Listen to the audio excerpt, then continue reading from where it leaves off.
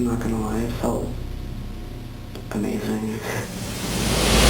The story of Daniel Marsh is one of the most unsettling in recent American history, a stark reminder of how violence can erupt even in seemingly peaceful communities. In April 2013, a double homicide committed by a 15-year-old boy shocked the quiet college town of Davis, California. This case stands out not only for the brutality of the crime but also for the psychological portrait it paints of the young perpetrator.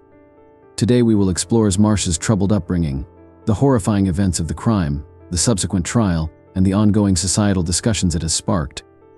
Daniel Marsh was born on May 14, 1997, to parents who initially provided a relatively stable home environment. By all accounts, Marsh was an intelligent and curious child. However, his early years were marred by instability, primarily stemming from his parents' strained relationship. The constant arguments, tension, and eventual divorce created a toxic atmosphere that left a lasting impression on young Daniel. The divorce, finalized when Marsh was 10 years old, marked a turning point in his life. He was thrust into a custody battle and had to navigate two very different parental homes. His father was strict and often emotionally distant, while his mother struggled with personal health challenges and an increasingly strained bond with her son. Feeling abandoned and caught in the crossfire, Marsh began to withdraw emotionally.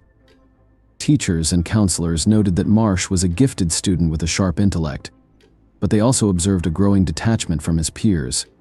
While many adolescents experience turbulence during their teenage years, the warning signs in Marsh's case were particularly troubling. As he entered middle school, his behavior became increasingly erratic. He displayed a fascination with violence, often talking about morbid subjects and drawing disturbing images. Despite his inner turmoil, Daniel Marsh had moments where he appeared to be thriving. In 2011, at the age of 13, he performed CPR on his father during a severe heart attack. This act of bravery earned him widespread recognition in his community, including a heroism award from the local fire department. For a brief moment, Marsh was seen as a symbol of courage and quick thinking. However, this event masked the deepening darkness within him. Friends and acquaintances later reported that Marsh had begun to express nihilistic views and seemed obsessed with death and suffering. He spent hours watching graphic content online, researching serial killers, and fantasizing about committing acts of violence.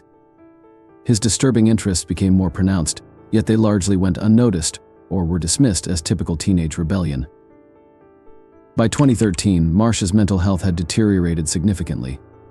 He was diagnosed with severe depression and was prescribed medication, but his violent fantasies persisted. Marsh began to articulate his desire to kill, though his confessions were often met with disbelief or brushed aside as dark humor. As Marsh's obsession grew, so did his planning. He reportedly spent months thinking about how he would commit a murder, fantasizing about the act in vivid detail. He claimed that the thought of killing gave him a sense of purpose and relief from the emptiness he felt. Every time I look at someone, in my mind, I see flashes of images of me killing them. I'm not gonna lie, it felt amazing. That's why you... These fantasies culminated in a chilling decision to turn his thoughts into reality. On April 14, 2013, Daniel Marsh acted on his violent impulses.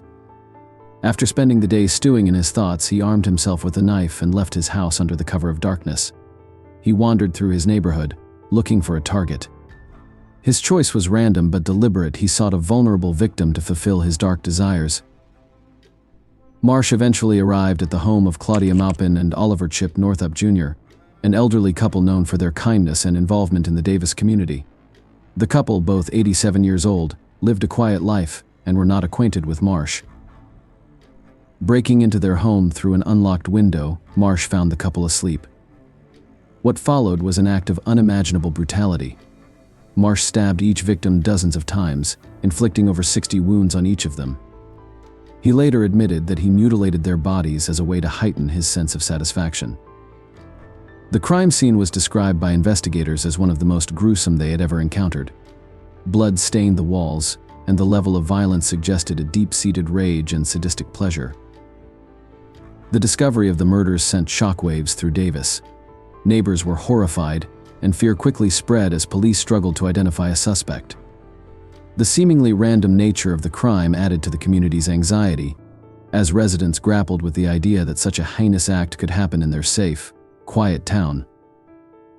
Meanwhile, Marsh returned to his normal routine, showing no signs of guilt or remorse.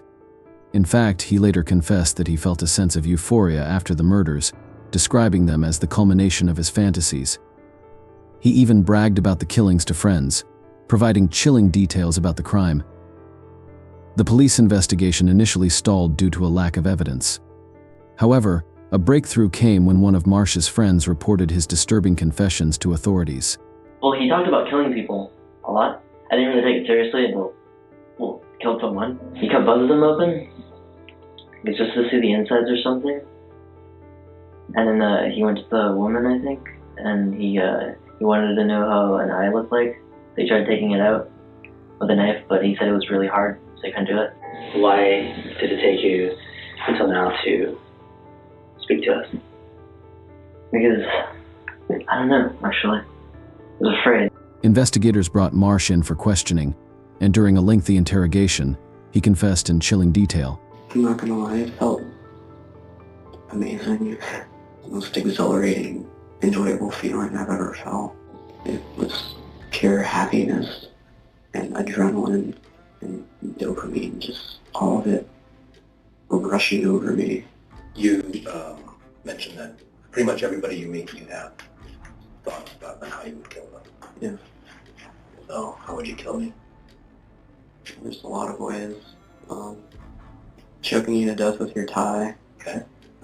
Beating your face into the mirror until it broke and using the glass to cut your arteries, gouging your eyes out, and smashing your face into the wall. Nothing personal. Marsh's confession revealed a deeply disturbed individual. He spoke about the murders with a sense of pride and detachment, describing how he planned and executed the crime. He showed no remorse, instead expressing satisfaction at having fulfilled his fantasies. Daniel Marsh was charged as an adult, a decision that sparked heated debates about the treatment of juvenile offenders. The trial began in September 2014 and was closely followed by the media. The prosecution painted Marsh as a cold-blooded killer who meticulously planned and carried out the murders. They emphasized his lack of remorse and the sadistic nature of the crime. The defense, meanwhile, argued that Marsh was a deeply troubled teenager suffering from severe mental illness. They claimed that he needed treatment rather than incarceration. The jury ultimately sided with the prosecution. Marsh was convicted of 2 counts of first-degree murder with special circumstances and sentenced to 52 years to life in prison. In the years following his conviction, Marsh's case became a focal point for discussions about juvenile justice. In 2018, his lawyers appealed his sentence under California Senate Bill 1391, which prohibits juveniles under 16 from being tried as adults in most cases. They argued that Marsh's age and mental health issues warranted a reduced sentence. The appeal was ultimately denied, with the court upholding Marsh's original sentence. This ruling is based on the evidence produced at the hearing, including the probation report and the exhibits marked and admitted into evidence and those identified by the prosecutor and defense from the adult criminal trial. The criminal judgment in case CRF 13-2418 is hereby reinstated. The decision was welcomed by the victims' families, who felt that justice had been served. The Daniel Marsh case continues to raise important questions about the intersection of mental health, criminal justice, and societal responsibility. Could his violent tendencies have been detected and addressed earlier? What role should mental health treatment play in cases involving juvenile offenders? And how should society balance the need for justice with the possibility of rehabilitation? The story of Daniel Marsh is a haunting reminder of the capacity for violence that can lurk beneath the surface. It underscores the importance of recognizing warning signs and providing intervention for at-risk youth. While the justice system has held Marsh accountable for his actions, the scars left by his crimes remain indelible, serving as a cautionary tale for communities everywhere. If you like the content, please like, subscribe, and share the video with others. See you in the next video.